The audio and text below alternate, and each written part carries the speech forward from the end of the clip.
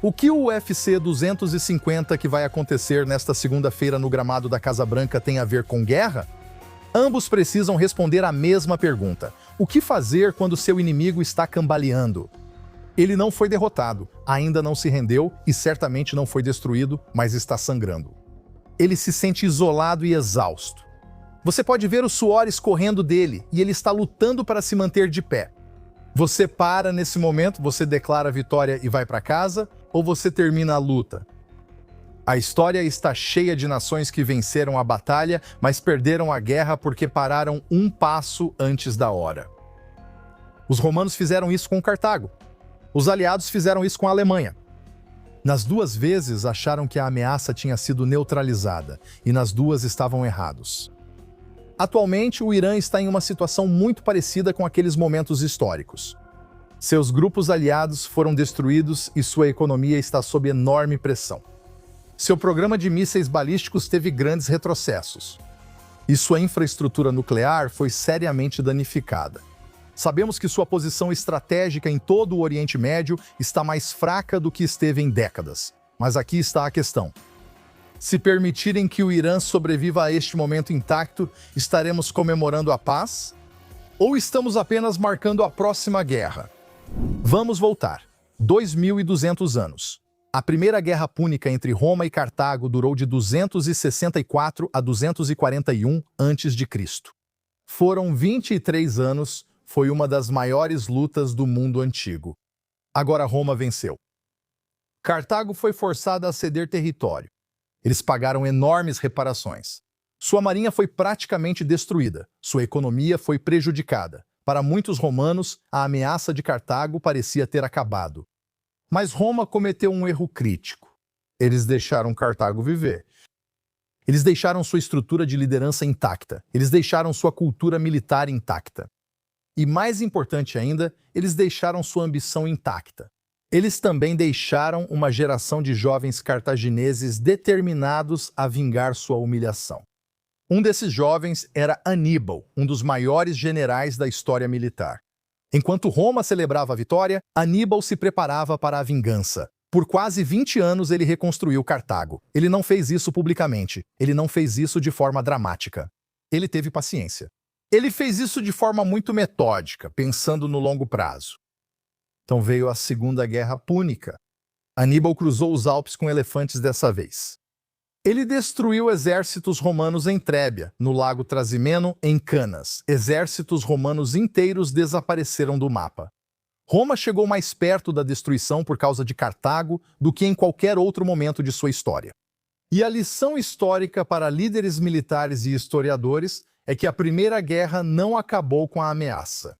Ela apenas adiou o problema. Roma acabou vencendo porque aprendeu a lição e voltou para destruir Cartago, eliminando-a permanentemente na Terceira Guerra Púnica. Mas pagou um preço enorme porque parou cedo demais da primeira vez. Agora vamos avançar 2.000 anos, vamos para 1918. A Alemanha perde a Primeira Guerra Mundial. O Kaiser alemão está fora de cena. Sua economia está completamente destruída. O exército está restrito. E agora vêm os vencedores com o Tratado de Versalhes, e eles impõem enormes penalidades à Alemanha. Muitos líderes achavam que a Alemanha tinha sido neutralizada por gerações, mas ela continuou intacta. Sua base industrial foi prejudicada, mas permaneceu. Sua base científica permaneceu. Sua identidade nacional permaneceu. Mais importante ainda, o ressentimento e a humilhação da Alemanha permaneceram. Sim, é verdade que Versalhes enfraqueceu a Alemanha, mas não transformou a Alemanha. Assim como Roma, após a Primeira Guerra Púnica, não transformou Cartago. A Primeira Guerra Mundial não eliminou a ideologia que havia impulsionado o conflito. Ela apenas adiou o próximo capítulo. 20 anos depois, como sabemos, Adolf Hitler apareceu. A Alemanha já havia se reconstruído. 20 anos depois, a Alemanha já havia se reconstruído. Eles já haviam se rearmado. Eles já tinham se reorganizado e iniciado uma guerra que matou dezenas de milhões de pessoas. Claro, mais 6 milhões de judeus no Holocausto. Um inimigo derrotado não é necessariamente um inimigo transformado. Na verdade, às vezes, a derrota cria as condições para a vingança. Agora vamos olhar para o Irã. Durante anos, o Irã construiu o que muitos chamam de anel de fogo ao redor de Israel, incluindo o Hamas, o Hezbollah e milícias xiitas no Iraque e na Síria. Os Houthis, a Jihad Islâmica Palestina, uma vasta rede projetada para cercar Israel com pressão e violência. Agora, o dia 7 de outubro deveria ser, aos olhos deles, o começo de uma nova realidade regional sem Israel. Em vez disso, aconteceu o oposto. O Hamas foi devastado. O Hezbollah sofreu perdas extraordinárias. Grande parte da infraestrutura regional do Irã foi desmantelada. O regime de Assad na Síria acabou. Comandantes e líderes iranianos foram eliminados. Instalações estratégicas foram atingidas. E grandes partes da infraestrutura nuclear e de mísseis do Irã sofreram danos significativos. Na verdade, o Irã está mais fraco hoje do que em qualquer outro momento da memória recente. Na verdade, é impressionante. Mas isso não significa que está derrotado. Isso significa que está vulnerável. E inimigos vulneráveis muitas vezes se tornam inimigos perigosos. Por décadas, além dos mísseis, o Irã tinha como arma estratégica o Estreito de Hormuz, por onde passava cerca de 1/5 do petróleo mundial. A capacidade do Irã de ameaçar Hormuz lhe dava um enorme poder de pressão.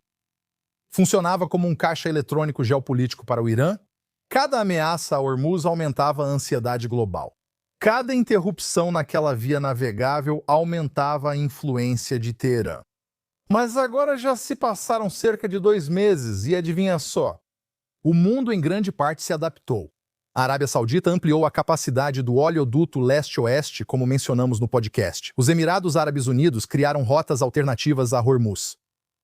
Os mercados de energia se diversificaram. Corredores alternativos de transporte foram ampliados. Sabe, o Irã ainda tem influência, mas talvez seja metade do que já foi. E isso em apenas 2 meses. Na verdade, a capacidade do Irã de manter a economia mundial refém diminuiu como nunca antes. E dá para imaginar se Israel não tivesse destruído o programa nuclear do Irã? Assim que o Irã conseguisse essa bomba, qual teria sido a influência dele sobre Hormuz?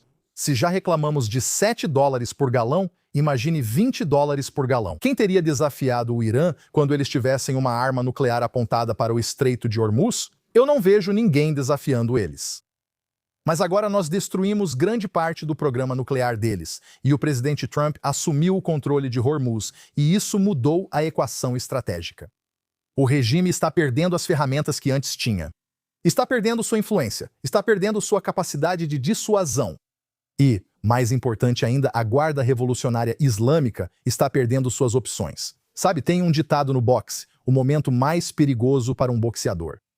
Não é quando o adversário está mais forte. Na verdade, é quando o adversário está machucado. Quando o adversário sabe que está perdendo, porque quando ele sabe que está perdendo, ele fica disposto a correr riscos que normalmente não correria. O Irã hoje parece um lutador nas cordas. A questão é se o regime vê isso como um revés temporário ou uma ameaça existencial.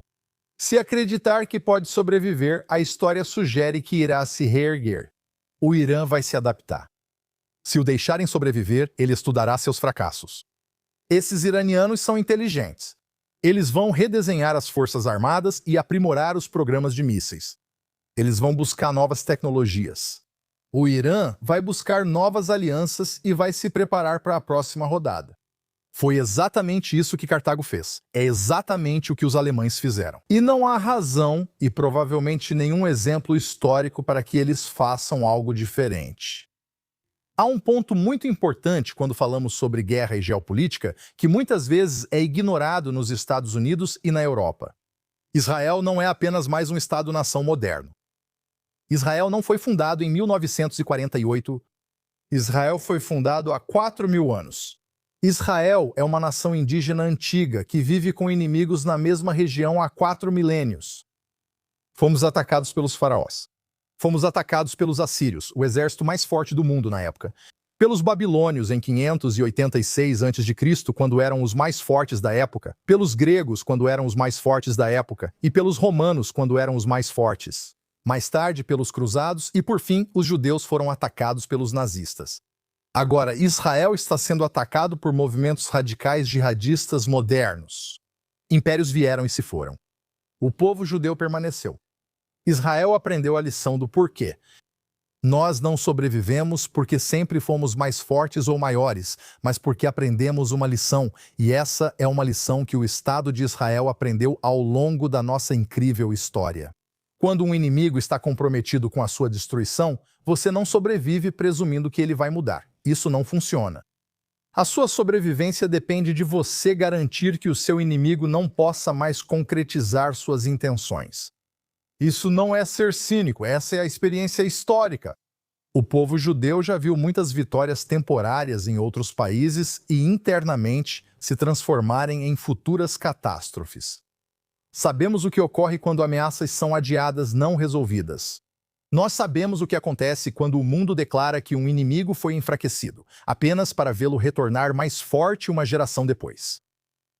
Essa é a memória nacional de Israel, que se diferencia da maioria dos países ocidentais. Embora também devessem lembrar, muitos desses países hoje focam em ciclos eleitorais. Israel, aprendendo com a nossa história, precisa pensar em gerações.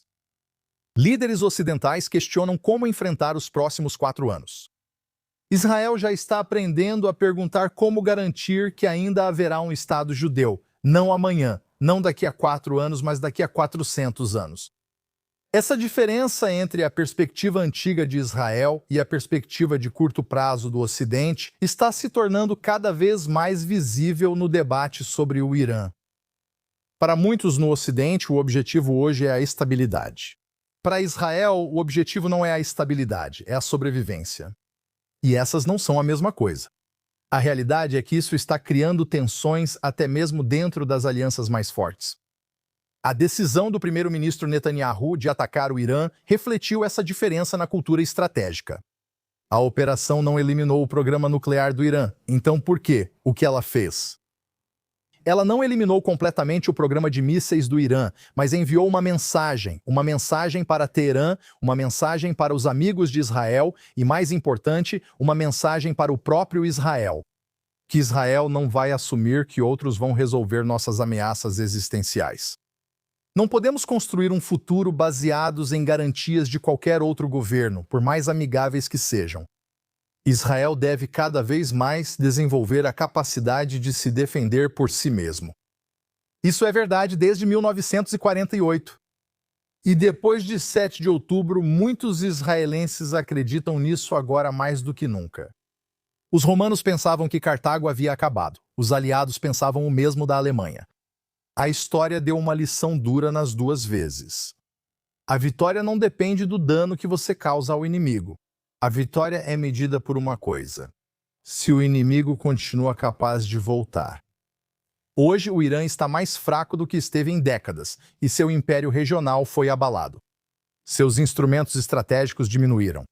Seus grupos aliados foram enfraquecidos. Seus programas nucleares e de mísseis sofreram grandes retrocessos. A questão que Israel e o mundo enfrentam não é se o Irã foi prejudicado, ele foi. A questão é se o Irã mudou. Porque a história nos ensina essa lição: que quando um inimigo determinado sobrevive intacto, o fim de uma guerra geralmente se torna o começo da próxima. Obrigado por me acompanhar neste episódio do podcast True East.